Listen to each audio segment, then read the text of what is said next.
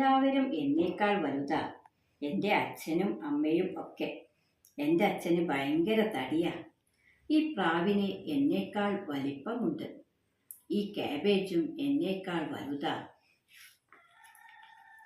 ഈ മരം എന്നേക്കാൾ എത്ര വലുതാ.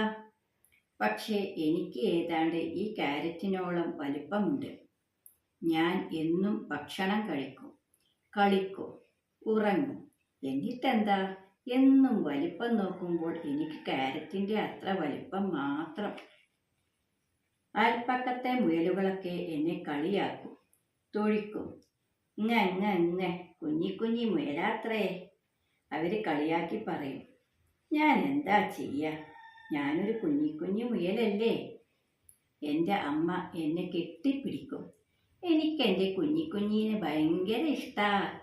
എന്നിട്ട് അമ്മ എനിക്കൊരു ഉമ്മ തരും. എൻ്റെ അച്ഛൻ പറയും, അച്ഛൻ്റെ വലിയ കുട്ടിക്ക് സുഖല്ലേ. ഞാൻ വലിയ കുട്ടിയൊന്നുമല്ലെന്ന് എനിക്കറിയാലോ. ഞാൻ എല്ലാ ദിവസവും രാത്രി വലുതാവണേ എന്ന് പ്രാർത്ഥിക്കും. അതല്ലെങ്കിൽ വലിയ മുയലുകളൊക്കെ ചെറുതാവണേ എന്ന്. ഒരു ദിവസം എൻ്റെ പ്രാർത്ഥന ഫലിച്ചു. ഇപ്പോൾ ഞാൻ ക്യാരറ്റിനേക്കാൾ വലുതാ.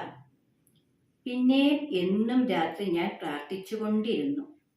ഇപ്പോൾ എനിക്ക് കാബേജിനേക്കാൾ വലിപ്പമുണ്ട്. ഹായ്, ഞാൻ വളരുന്നുണ്ടേ.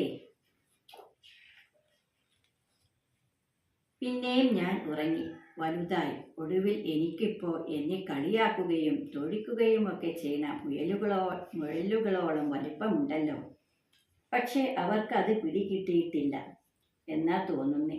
അവരിപ്പോഴും പഴയതുപോലെ എന്നെ ഇടിക്കും.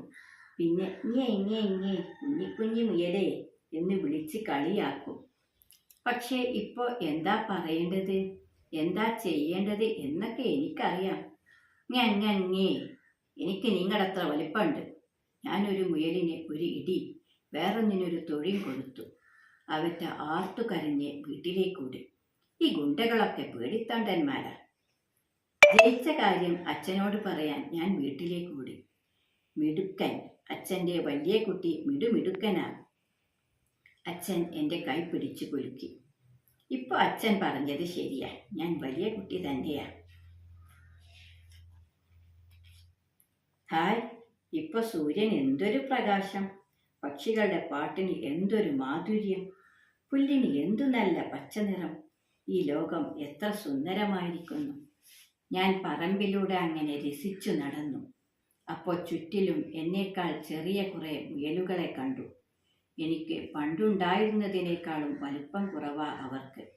അക്കൂട്ടത്തിൽ ഒരു പൂവിൻ്റെ അത്ര പോലും വലുപ്പമില്ലാത്ത ഒരു കുഞ്ഞി മുയലും ഉണ്ടായിരുന്നു. 2 വലിയ മുയലുകൾ ഒരു പൊന്തപ്പടർപ്പിൽ നിന്നും ഇറങ്ങി വന്ന് ആ കുഞ്ഞി മുയലിനെ തൊഴിക്കാനും കളിയാക്കാനും തുടങ്ങി. ഓ, നിനക്കൊരു മുല്ലപ്പൂവിൻ്റെ അത്ര വലിപ്പം കൂടി ഇല്ലല്ലോ. നിന്റെ അച്ഛനൊരു തടിയനും മടിയനുമാ, അവർ ആർത്തു വിളിച്ചു. ആ കുഞ്ഞി മുയലിന് മുല്ലപ്പൂവിനോളം വലുപ്പമില്ല, ശരി തന്നെ. പക്ഷേ അതിൻ്റെ അച്ഛനെപ്പറ്റി അവർക്ക് എങ്ങനെ അറിയാം? ഞാൻ ആലോചിച്ചു. നിർത്ത്, ഞാൻ ഉച്ചത്തിൽ പറഞ്ഞു. നിങ്ങൾക്ക് നിങ്ങളോളം വലുപ്പമുള്ള ആരോടെങ്കിലും കലഹിച്ചുകൂടെ? എൻ്റെ ചോദ്യം കേട്ടാവും അവർ പേടിച്ചോടി. പേടിത്തൊണ്ടന്മാർ. നന്ദി ചേട്ടമുയലേ, ഒരു പൊയ്തളുകൊണ്ട് മെല്ലെ കണ്ണുനീരൊപ്പിക്കൊണ്ട് കുഞ്ഞിമുയൽ പറഞ്ഞു.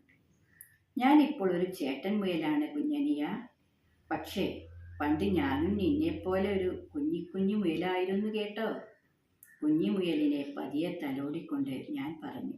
ഒന്നഴക് അന്വേഷണക്കൂട്ടത്തിന്റെ സ്വന്തം ചാനൽ ഒന്നഴക്.